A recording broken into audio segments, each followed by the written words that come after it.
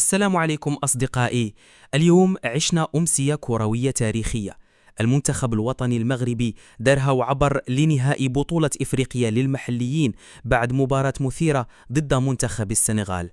في الدقيقة 16 السنغال بغتنا بالهدف الأول عن طريق اللاعب لايوس سامب، لكن فرحتهم ما كملتش، حيث أسود الأطلس رجعوا بقوة وسجلوا هدف التعادل في الدقيقة 22 عبر المتألق صابر بوغرين. المباراة بقت مشتعلة، محاولات هنا وهناك، فرص ضيعة وتشويق حتى صافرة النهاية. الوقت الأصلي والإضافي تسالوا بالتعادل 1-1. الكلمة الأخيرة مشات لركلات الترجيح. المغرب اليوم أكد أنه منتخب كبير بعد ما تأهل للنهائي على حساب السنغال في مباراة اللي كانت صعيبة بزاف من الناحية التكتيكية والبدنية. منذ البداية شفنا السنغال ضاغطين بقوة وحاولوا يستغلوا السرعة ديال الأجنحة ديالهم، والضغط العالي أربك دفاع المغرب في بعض اللحظات حتى سجلوا الهدف الأول في الدقيقة 16. لكن هنا بان الوجه الحقيقي لأسود الأطلس.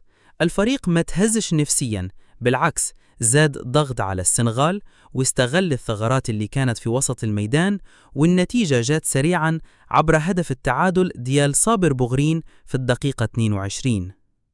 بعد هذا الهدف الإيقاع زاد وكل منتخب كان باغي يحسم المباراة بدري.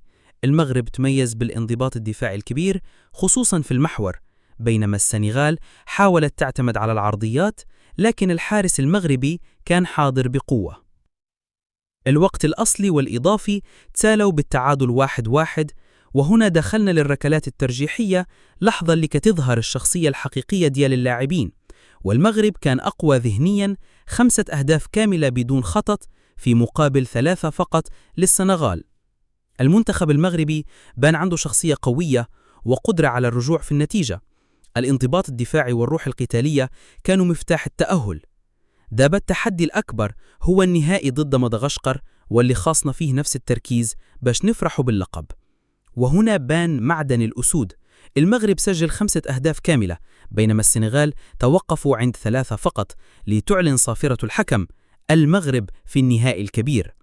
بهذا الإنجاز المغرب غادي يواجه منتخب مدغشقر في النهائي يوم السبت، وكل شيء كيحلم باللقب الإفريقي الجديد. ألف مبروك للأسود الأطلس. وداب السؤال الكبير، واش غادي نرفع الكأس ونفرح الشعب المغربي كامل؟ اكتبوا لي في الكومنت آراءكم وتوقعاتكم، وما تنسوا اللايك والاشتراك في القناة باش يوصلكم الجديد ديال الكرة المغربية والإفريقية.